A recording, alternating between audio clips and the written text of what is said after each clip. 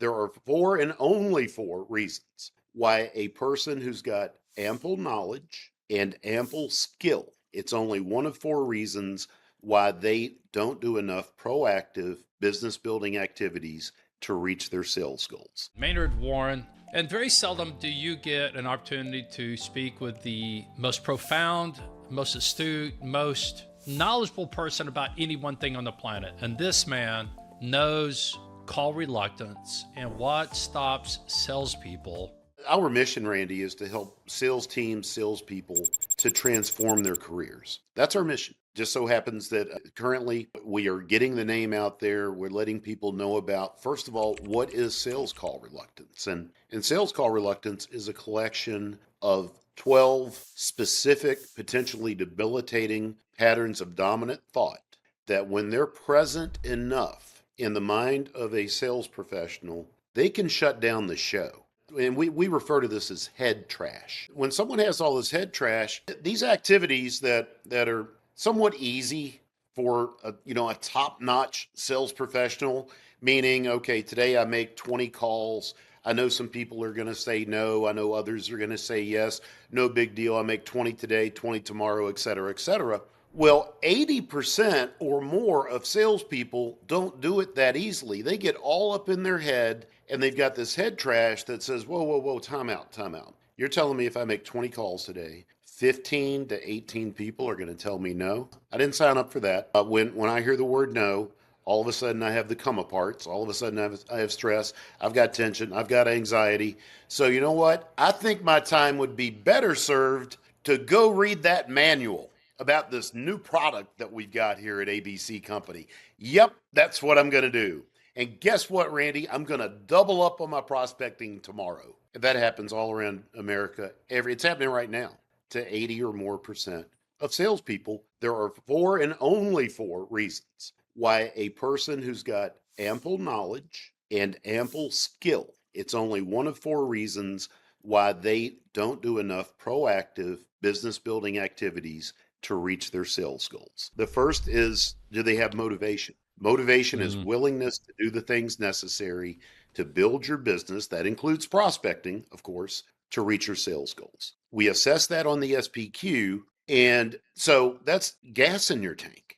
Without gas, nothing else matters. Second thing is what are your goals? So since I talk with a Southern accent, I'll spell that out. GOALS, goals. What are your goals? That gives us sense of urgency. Goals give us sense of urgency. Think about this for a second, Randy. When you've got someone who wants to do all the activities, that's motivation. And then you've got somebody with that ample, tremendous sense of urgency, which comes from how clear and ambitious our goals are. Man, that's somebody with a huge achievement drive, phenomenal work ethic. That's who we want in our organization. With that being the case, those folks can come to your organization, Randy, and still have head trash, but they're able to fight through it, at least for a length of time.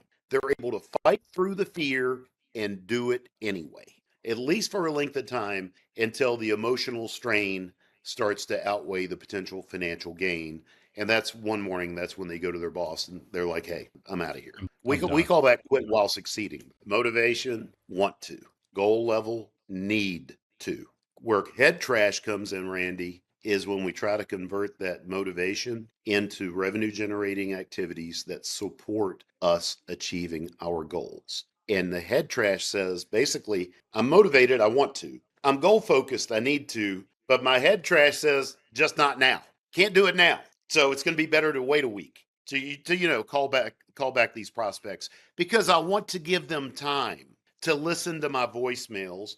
I don't want to be pushy. By the way, I'm explaining the number one type of head trash that impacts about 50% of salespeople in the US. It's called a yielder. Typically, yielders, okay, they have an emphasis on building relationships. They're basically, they would tell you flat out, Randy, I'm a relationship-oriented salesperson. That's awesome. Wouldn't you agree? Isn't that awesome? But when you obsess with it, it doubles back on you.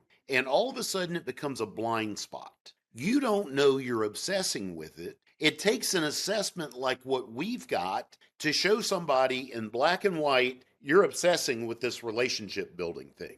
Because what pops out behaviorally, Randy, is a yielder, again, remember, they're relationship focused. They never want to do anything that could be misconstrued by their prospect as being too pushy. So here it is, Monday morning. It's time for me to make some calls. But wait a minute, it's only 8:30. They're just getting their week started, Randy. It's not the appropriate time to call them.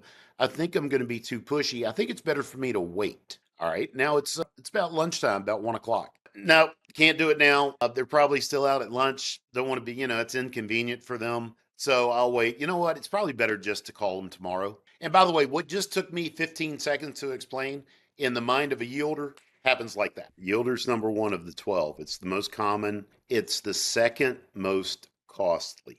Whoa. So something else is more costly. It's called referral aversion. And that is costly because... Well, referrals for salespeople like you and me, going back to our clients, getting referrals and then turning those referrals into introductions, which you're an expert at. I'm sure you've shared this with your audience. If you haven't, I'm sure you will, because you're an expert at how to orchestrate introductions from your client base. That is the gold mine. Believe it or not, 40% of salespeople have an aversion to go back to their clients. They're intimidated, they're uncomfortable, because their thought is, and I'm going to list a few of the head trash thoughts. Man, I got them to say yes to becoming a client. I don't want to ask for too much. Or, gosh, this is going to change the nature of our relationship. It's going to make it all about money. Or, if I go back to my clients, I'm going to appear needy. That doesn't fit my image. I don't want to be considered the needy salesperson, so I'm not going to do it. And Randy, the list goes on of the head trash that keeps somebody on the sideline when it comes to the gold mine. I mean, it's time to collect the gold. You've done the hard work and established the great client relationship. There's a study that I'm privy to, Randy, that says 93% of clients are more than happy and willing to give referrals to salespeople that have shown them value. That same study shares that only 7% of salespeople actively go back to their client base and ask for referrals. If for whatever reason your producers, your salespeople are not doing the actions, then Manard might be a resource that you want to tie into. And our work is guaranteed. And what does that mean? It means if we don't get results, don't pay us. You're not going to get that in very many places when you get into soft skills like what we're doing. So congratulations on offering that. And I'm sure it has paid off for you really, really well. So we absolutely love what we do. The mission that I mentioned early in this podcast, I'll say it one more time. What we're all about is helping salespeople transform. And that's it. End of story. End of story. So Yes. You've got a website, manardwarren.com. Am I correct about that? You're correct. I have a YouTube channel as well. Yeah. And so I'm going to tell you, I'm going to spell that for everybody. MANARD, Manard, Warren, WREN.com. And I would encourage you to go check that out.